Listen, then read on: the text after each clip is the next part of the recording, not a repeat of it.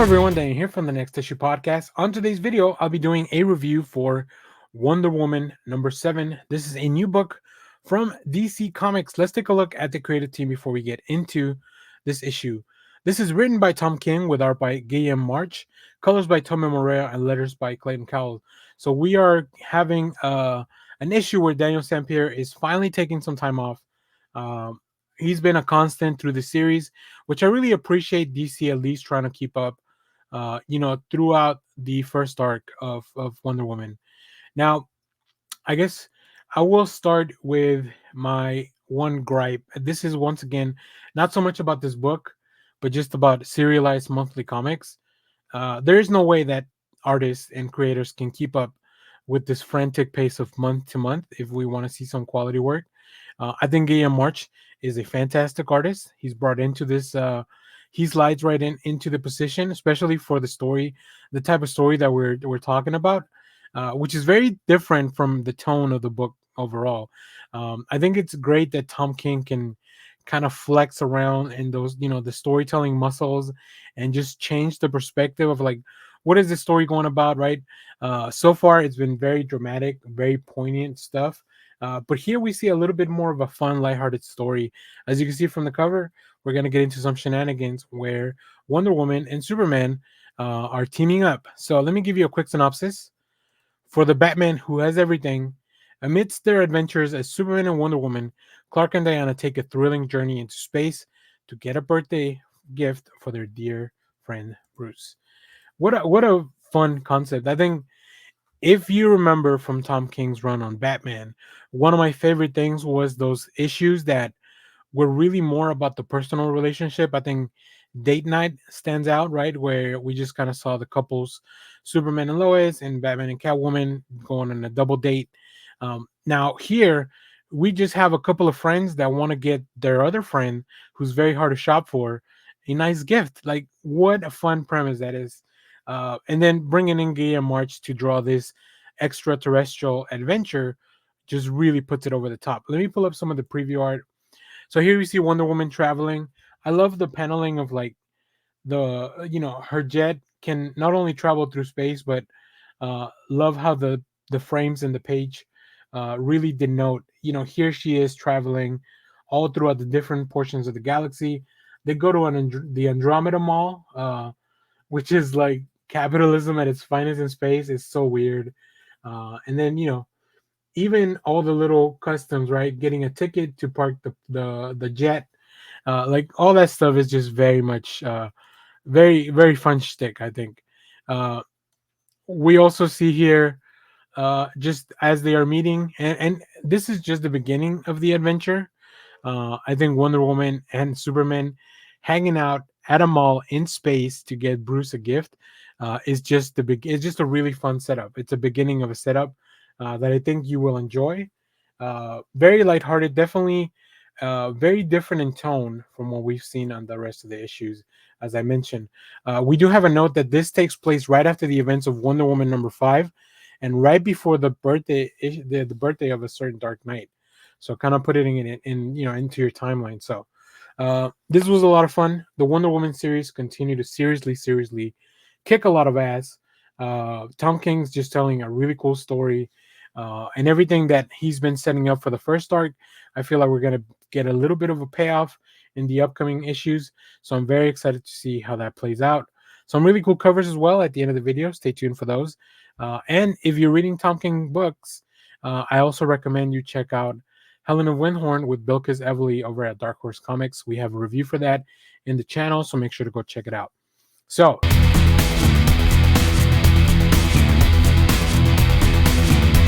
hello everyone, Daniel here from the Next Issue Podcast. On today's video, I'll be doing a review for Superman number 12. This is a new book from DC Comics, but let's talk about the creative team before we get into this book. This book is written by Joshua Williamson with art by David Valdion, colors by Rex Locus. In this issue, the Men of Steel teams up with Lex Luthor against the Lex Luthor Revenge Squad, which is still the craziest, funniest, and pretty much the lamest name for a group in comic books. I really think it's so bad that it's good, right?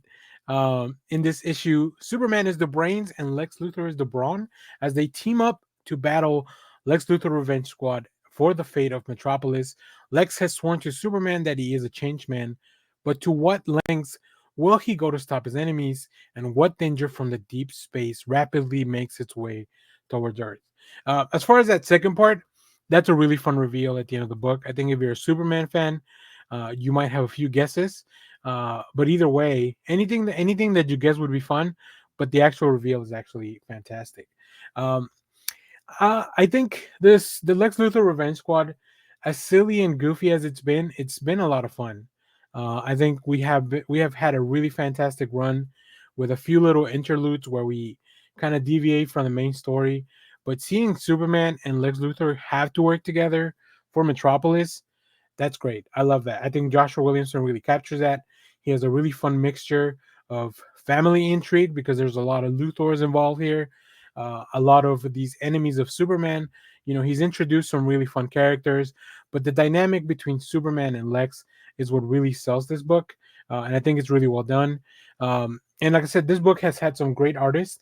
I think even though we don't have a consistent artist from the past few issues, we definitely have tonally and aesthetically a lot of artists that feel very similar, although not the same. Definitely feel very similar. So really cool stuff.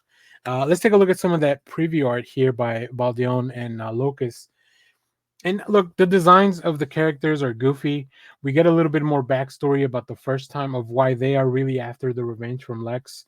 But this is really all about the punching. The punching. I like when Luthor wears the Superman style armor that he's had for a little while. He's been kind of a good guy for a little while now, a few years. You know, after the villains month thing, he kind of took a little detour into villainy once again. But yeah, this armor, I really love how he emulates Superman so much that he wants to become a symbol. And then in this case, Superman finally takes advantage of Supercore and all the resources that he has at his disposal, right? He's kind of indisposed, unfortunately, because of the kryptonite cloud that is covering the city. So he can't go out there and himself fight, but he can definitely use all those resources. Just a really cool. I almost wish they would let him keep this coat for a little while. I think it's very cool. I do think it's funny that he switches from his cape to a coat like everyone at Supercore wears this coat, right? So he wants to make sure that he's seen as part of the team and not as Superman. So that's really cool. I think Superman is one CEO I can actually get behind. So yeah, I quite enjoy this. I think this is a really fun ending to the arc, really fun setup for whatever's going to happen next. I think it's going to be very bombastic. That's the best word I can use to describe what they reveal at the end. So,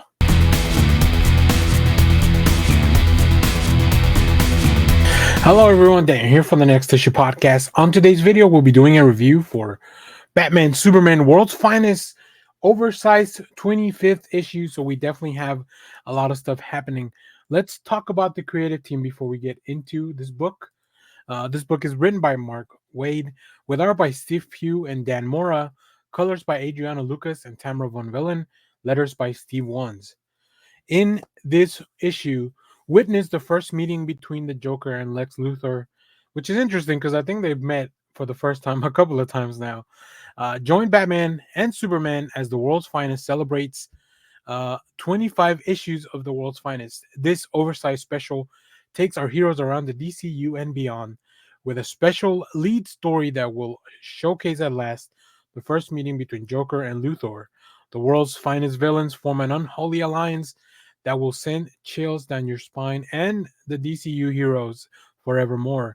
Plus, spinning out of the events of World's Finest Annual, Doom Might strikes and points way to the next World's Finest epic. So we have a couple of stories here. The main story really focuses on the World's Finest villains, which I thought was very interesting.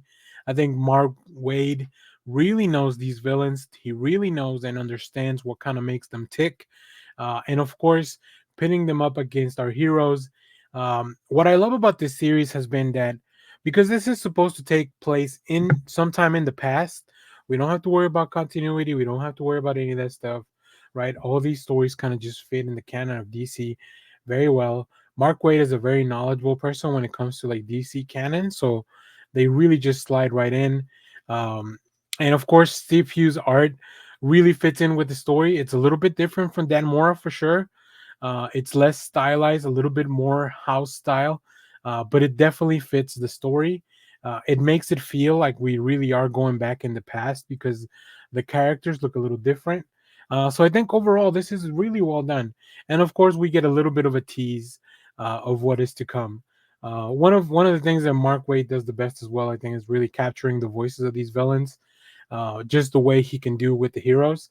And of course, they get into crazy shenanigans. Can Luthor and Joker ever really kind of work together successfully? That's what this issue really brings you. All that wrapped up in these really cool super heroics. So let's take a look at some of the preview art so you can see some of the stuff that I'm talking about.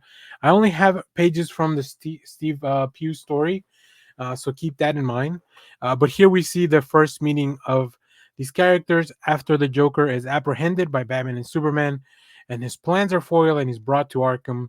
We see Lex Luthor has snuck in, disguised as a doctor, which how did Superman not know that was him? I feel like maybe at this point, Superman doesn't fully have. You know how Superman kind of memorizes some heartbeats, like specific heartbeats to keep track of. Maybe that was something that he hadn't done at the time. And then of course Lex and Joker, they don't trust each other, and that definitely shows. Here we see the Joker being fit with a collar. I love the classic Luthor armor too. I think that's really fun. I don't know why the Joker's running around in his underwear, but it's very Joker-like. So yeah, this story's fun. This story has twists and turns, and of course, when you're messing with two of the biggest villains in DC Comics, shenanigans are gonna ensue. So very excited to get into this. Also, the setup for the next story, I think it's going to be very fun. I won't go into too many details because I rather just let you guys get onto that and then keep reading. This has been one of my favorite books since its conception. Mark Waid has been just telling some really fun stories that are just there for fun. This is superhero shenanigans at its finest, no pun intended. So,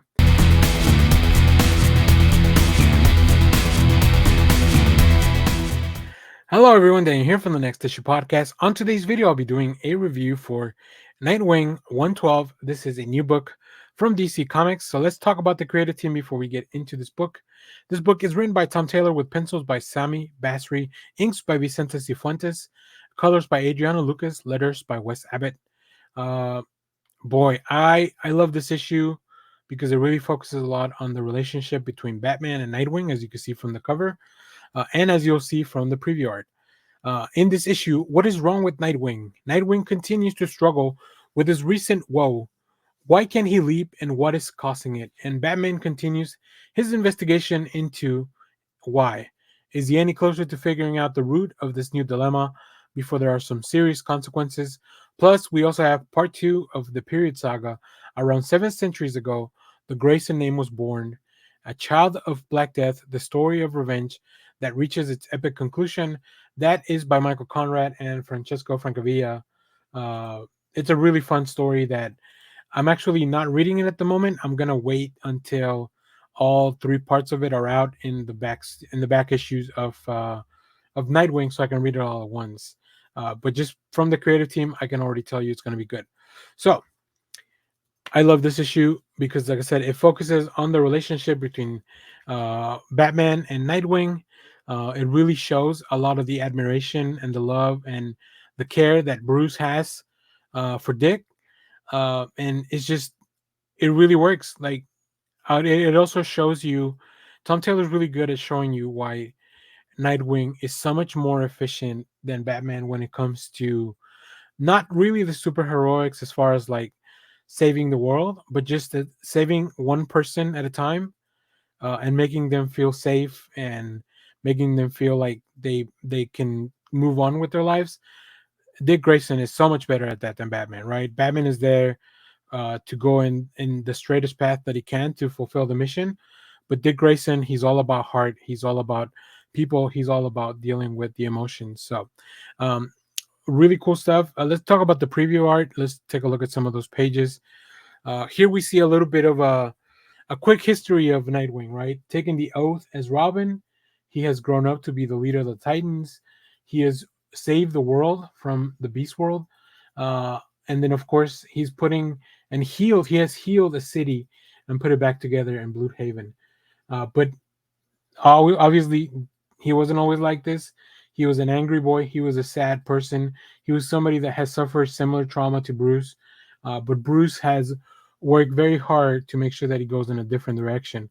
But it wasn't always easy, and that's kind of what the first few pages show us. I really love these conversations.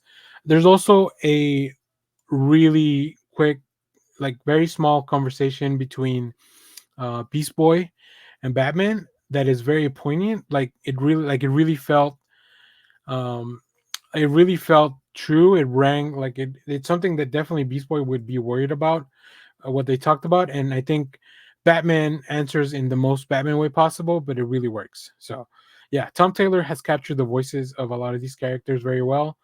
And I really enjoy the art. I think every artist that has been on this Nightwing series really has that very dynamic, very much fluid art style that just you need that for a Nightwing series because he is the acrobat, right? He's not just cool shadows in the dark like Batman is. He's out there leaping into the light, which has been the theme of this whole run by Tom Taylor. So, uh,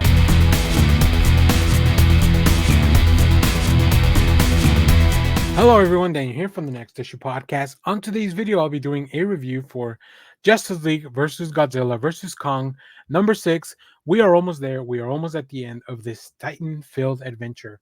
Let's talk about the creative team before we get into this book. This book is written by Brian Buccellato with art by Christian Duche.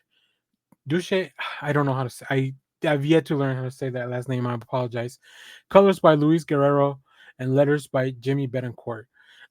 In this issue, mysterious forces cause monster mayhem. The best-selling clash between the DCU and the MonsterVerse continues as a mysterious beacon is activated, drawing Godzilla and his Titan brethren toward it. But who or what controls the beacon? What secret has Lex Luthor kept under wraps that could change the dynamic of the entire battle?